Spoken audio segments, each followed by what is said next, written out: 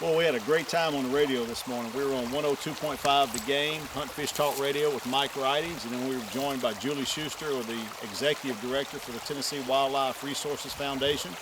And you can see them at twrf.net. And we're ready for the Tennessee One-Shot Governor's Turkey Hunt. Amen. We're going to be guiding 3 hunters for that foundation and up at Deerbrook Farms. Hopefully get them on some longbeards and maybe even win them a shotgun. But it's been an awesome time meeting these folks, seeing what they're doing and how they're helping with conservation and all that stuff. They even fed us. I mean, sent us out to Columbia and in the sticks to Steve didn't think we were going to get there. Yeah, I said, your GPS is wrong. There ain't nothing out here but deer and turkeys. And nope, there was a steak shack. There was some great steaks. We had a great night at the guides dinner.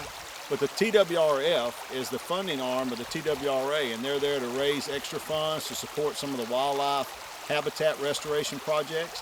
And so they promote the Tennessee Governor's One-Shot Turkey Hunt every year. And then they have access to some of the best guides in the area. Us, yes. We do it. Bear. That's it. And then they're sponsored by Spectre Shot. Spectre Shot is the sole source provider of turkey shot for the TWRF. Now, I like that. He put me down in the lower end of the creek bed, so he looks big. There you go, big. Not really. I'm already girthy. Is that a word, girthy? That's awkward. That's awkward, isn't it? Stay with us, folks. We've got a great season ahead. Catch us on urbanhunting.net. Well, folks, thanks for joining in. You know, this first hunt, we did the One-Shot Governor's Hunt, and we started the morning out with this breakfast. And you got to stay with us to see this breakfast. Let's check this out. Ooh, good morning, Sharon.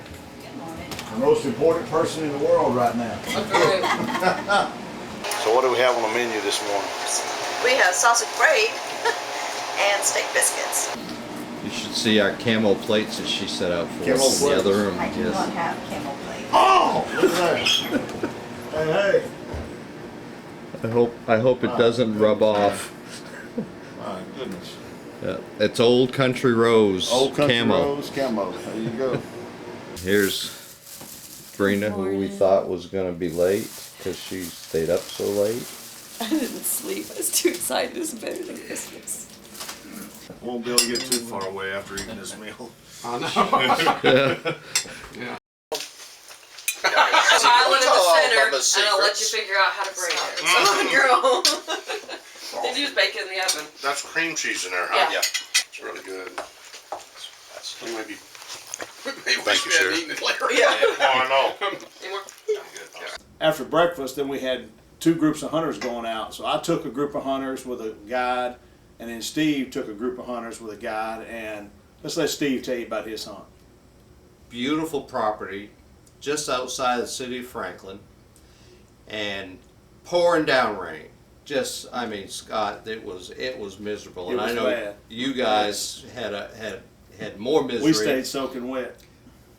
I brought a pop-up blind and I brought my camera. I was the only one in the camp that got video of shooting a big gobbler. And it was a big gobbler. Stay with us and watch this. It's raining, pouring down rain, wet, and that's going to make filming a little bit miserable, but we're going to try it. There's Lippy. It's my guide. Okay, he's my pack mule. Alright, we're going to go hunting. There you go. I've heard a couple of clocks. That's it. So it's 8:30 and I'm trying to wait these guys out.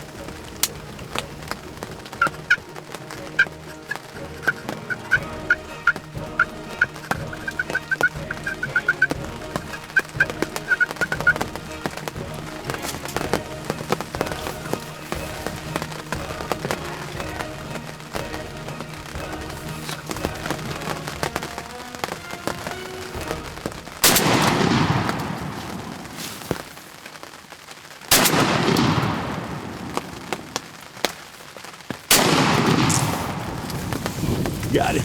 All right.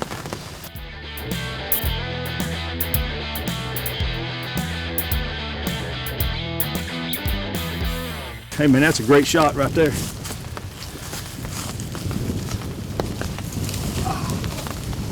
Wow. Hot dog. This has been awesome morning. Awesome spring morning.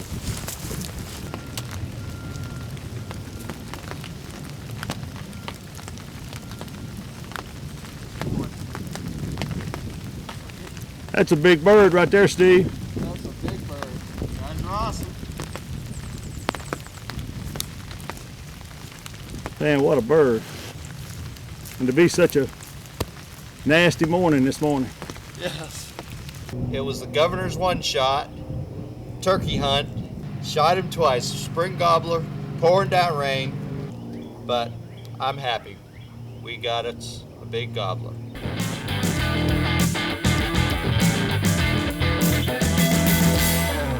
We went hunting, me and a gentleman named Ronnie King.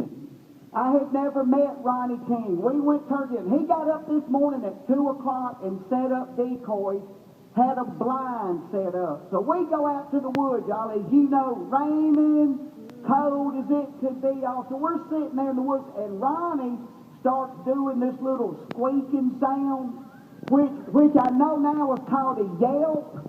To me, it sounded like a bad screen door that needed oiling, but evidently to a gobbler, it sounds like a tipsy cheerleader on spring break with her top off. So anyway, we sat there just bored and cold, and the wind was blowing, and all of a sudden, as if somebody had rubbed some dang magic lamps, some genie lamps, these two turkeys just popped up out of nowhere. I think they tunneled up to us, because they weren't gobbling or nothing. But anyway, so I was able to shoot my first ever eastern turkey with the help of my free bullet that I got from Spectre Shot. I used the Spectre Shot White Lightning load and killed a turkey today with a 9 3/4 inch beard. And I think the spurs are really outlawed by the state of Tennessee for being over 4 inches long. I did not measure myself. The gobbler gauge is a neat little tool. It's kind of like Spectre Shot.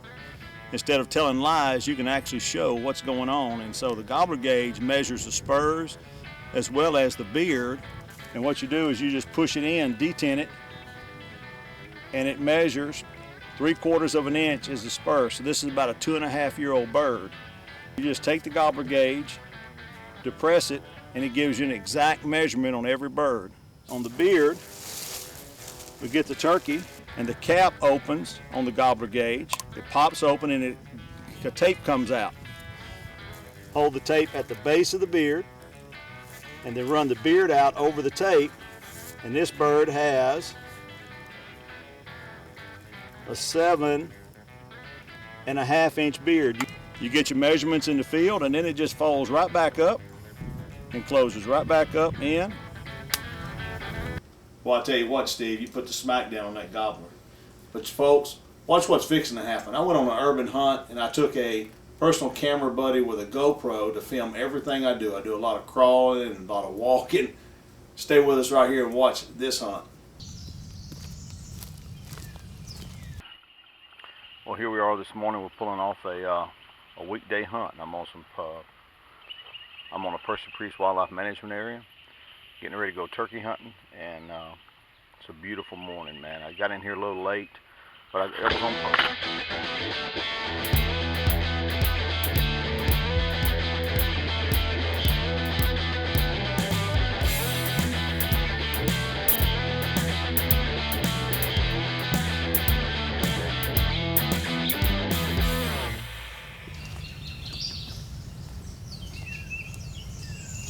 Scott loves to gun and run, but that's why he. Most of my life, but you know, I'm kind of old right now. Yeah, he's gunning and running.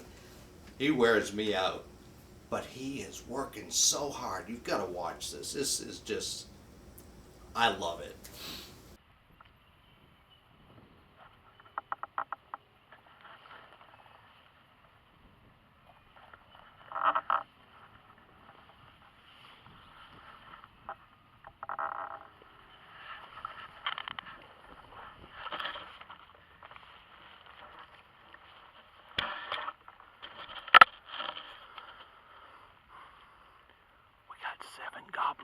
down here, right here, coming down this lane. I saw him about 200 yards back. This lane, I'm crawling up this creek bed. I set my decoys up. We're gonna see if we can get them in. Just hang tight, hang tight.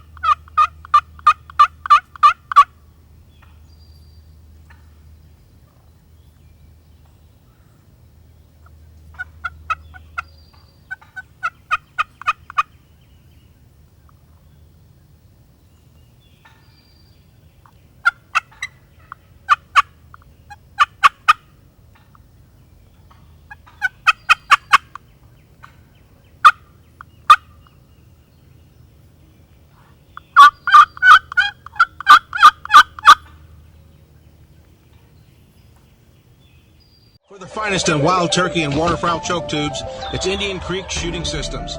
Thousands of successful hunts and many still shot tight at IndianCreekSS.com. We just shot this pattern with the Indian Creek 665 and the 6-shot Spectre shot. Said it's a 665 constriction, and that was a 30-yard target, and you can see there it just destroyed it. Spectre Shot, White Lightning Turkey Loads, the official turkey hunting ammunition of Eyes on the Outdoor. Indian Creek Shooting Systems. These are actual wads that we picked up off the range after we just sighted in our turkey guns. And if you look at the choke tube, it's got 30 parallel ports. That porting is designed to retard the wad. So if you look at this wad real close, you can see 30 formed grooves in that wad. That's proof positive that is actually putting the brakes. When it comes through here, it's retarding that wad just so slightly and gives you the patterns that you just seen from the other fellas shotgun whenever they were sighting it.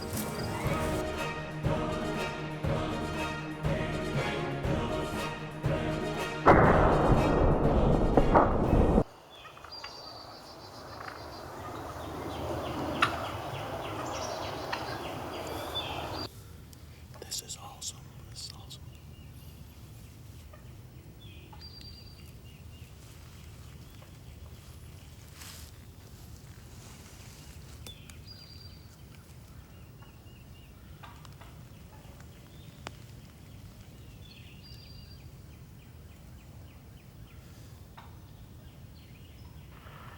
They cut me off. They're coming behind me. Hang on, hang on, hang on.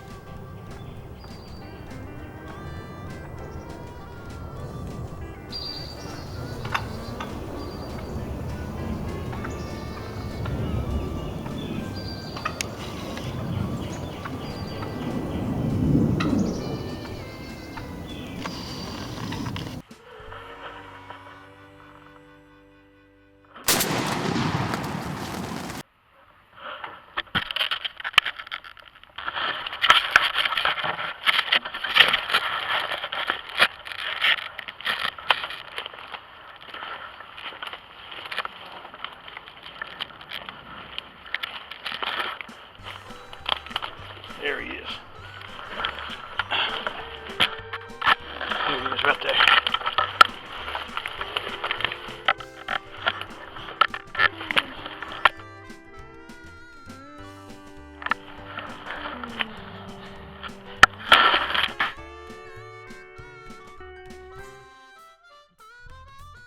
Hunt. What a hunt. Oh yeah.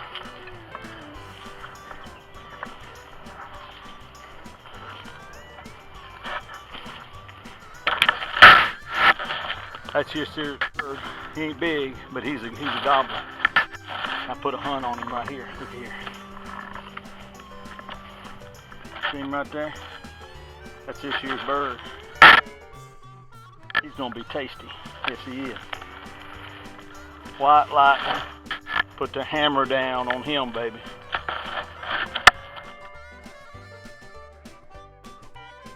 That's gonna be some good eating. Yes, it is. Good eating.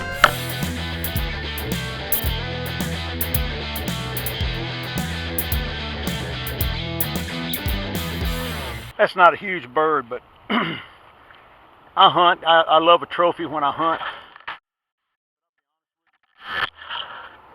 I'm a hunter. And I enjoy getting out and spotting and stalking and looking at these birds. Seeing them from a distance, being able to get in on them, being quiet enough to get through the woods and get in on them. Get set up to call them. get where it becomes me against the wits of the animal. I had this bird up in 5 yards. There was 7 of them. And I had set up the decoys on the opposite side of a creek, and I got down in the creek because I wasn't sure where they were coming out. And they must have been eye level when I first saw him through the bushes.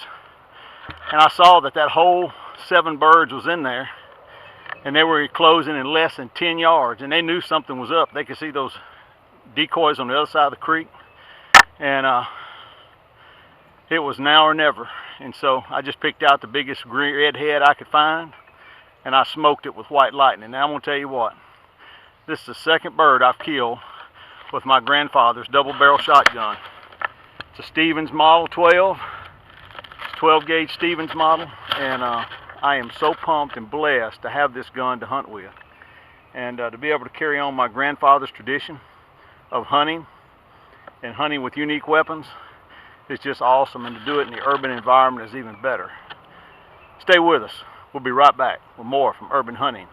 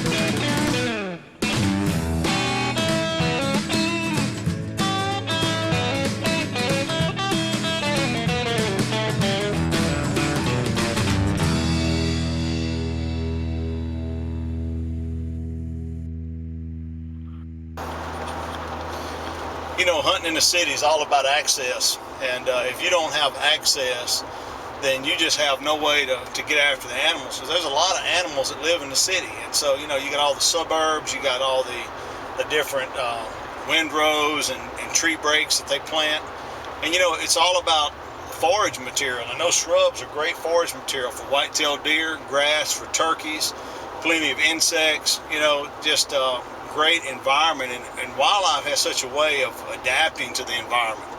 And so in the cities, having access to numerous properties increases your odds. Folks, thanks for joining us on these hunts. Stay with us for the next edition of Urban Hunting.